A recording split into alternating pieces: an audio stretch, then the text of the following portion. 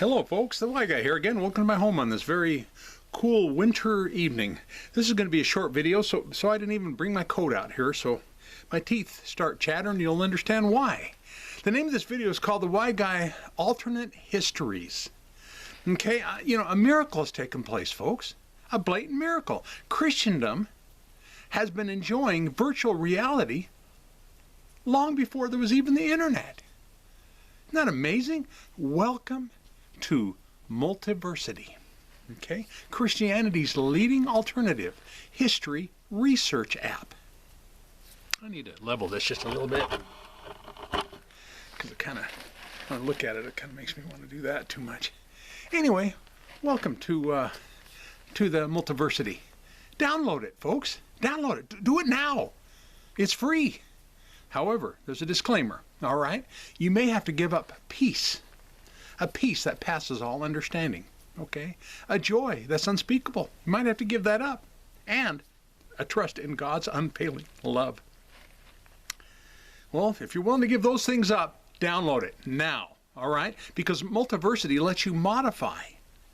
It's been done long before there was such thing as internet, but it allows you to modify any historical fact and witness virtual simulations, which I call indoctrination, okay, of how history has changed. Let me give you some examples here real quick. It's a historical fact, okay, that as well as common sense, that a pagan culture heavily influenced people who were assigned to translate or transcribe Scripture.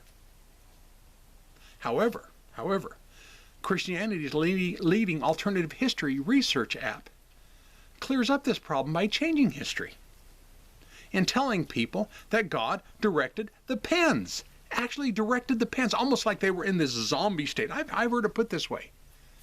I'm not exaggerating. Directed the pens of the transcribers, thus making what they wrote error-free. Apparently, they had no free wills at the time. Okay? It's a historical fact that the minds of the ancient Latin people were inundated by pagan beliefs, like I just mentioned, and animistic influenced rituals. You might need to Google that term, animistic influence, because every place your Latin-based Bible says demon, like demon possession, the Greek rendering is animistic influence, which has nothing to do with spiritual anything. Okay, it's all mental illness. All right, but anyway, you discover that on your own. All right, this video is not about that. But anyway, however, Christianity's leading alternative history research app changed history by conveniently disregarding or eliminating what animistic influence was. Okay?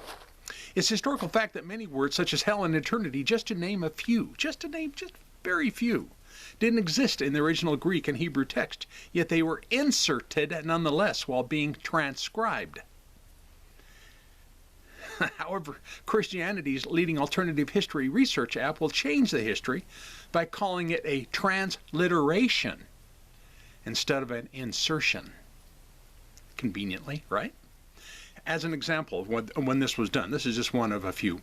Christianity's leading alternative history research app claims that in Romans 5:9 it tells us that we're going to be saved from the wrath of God, even though the phrase of God was an insertion by the ancient Latin Church and not a direct translation. In other words, the phrase of God didn't even exist. Prove me wrong. It's historical and linguistic fact that the Greek word aeonian means a segment of time or an age. However, Christianity's leading alternative history research app changes the history of the word as meaning an eternity, a time without end. In other words, the exact opposite. Wow, the opposite. It's one thing to veer from the truth a little bit, but to go 180? That's exactly what took place. Okay, it's a historical and linguistic fact that the word Hades,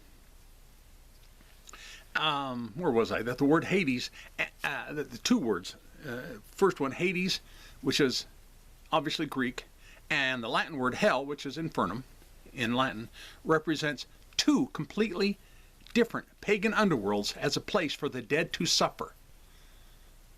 Okay, that, like I said, that's just a historical and linguistic fact.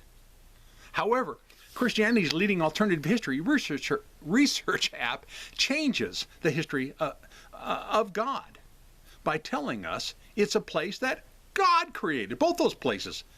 God created so men will suffer in eternity for the consequences of deeds done in this short lifetime. History of God. Isn't that amazing? That this app has the power to do that? So which one is it? Did God create two places? One where people can come and go according to cultural facts, can come and go, as in Hades, or one where there's absolutely no escape, which is hell. It can't be both, folks. It's historical and biblical fact that the creation story didn't include the creation of hell or Hades. However, Christianity's leading alternative history research app changed the history of Genesis by inserting the existence of hell and Hades into the minds of those who download this app I'm talking about.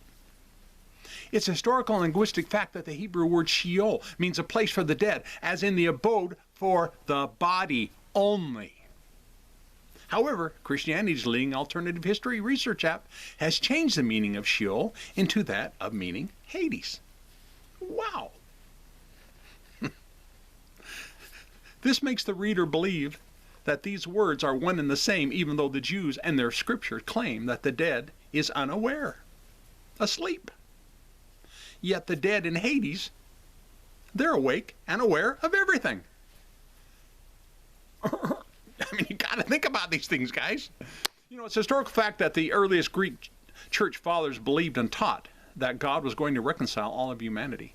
However, Christianity's leading alternative history research app has removed these earliest church fathers from history and replaced them, from history in the minds of their followers, and replaced them with Latin people such as Tertullian and Jerome, who didn't believe such nonsense as universal reconciliation, but promoted eternal suffering instead. Convenient, wasn't it? Almost done here.